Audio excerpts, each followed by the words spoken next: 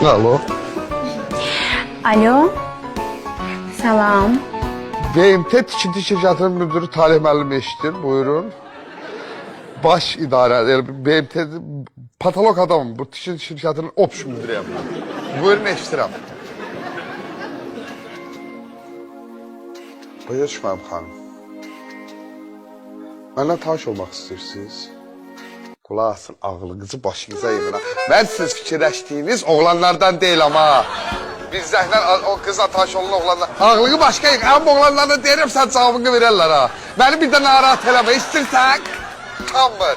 Nə fikirləşsən mənim haqqımda? Başa düşmədi. Sən girəcək. Polisə verərəm səni, tutdurar ama. Mən elə oğlanlardan deyil ama. Bəlkə bugün tanış olsam, çıxıb bulvarda gəzək. Nə qədər əsəbləşdirir bu məni? Ayıb olsun sənə.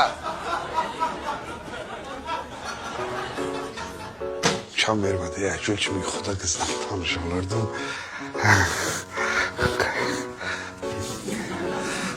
Başka şey. Normal ya, tanış olaq ki de bulvarda gidə xahiş edirəm. Ay can. Mən sən fikirləşirəm oğlanlardan ha. Ay mənim oğlu sakın. Sen bunun saçına bunu öldürəm. Sarı saçlı güzdarsın. Aparikdi. Olsun fərqi yox, saçından anlar. Derim deyiləm. Mettum sipyarı kartahu. Yəni mən səni sevirəm. Məhəbbətə ələ gələrsən. O yox desə.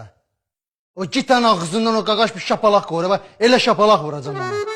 Elə şapalaq vuracam, o bilsin ki məhəbbətə həyatı bu atqaz eləmək olmaz.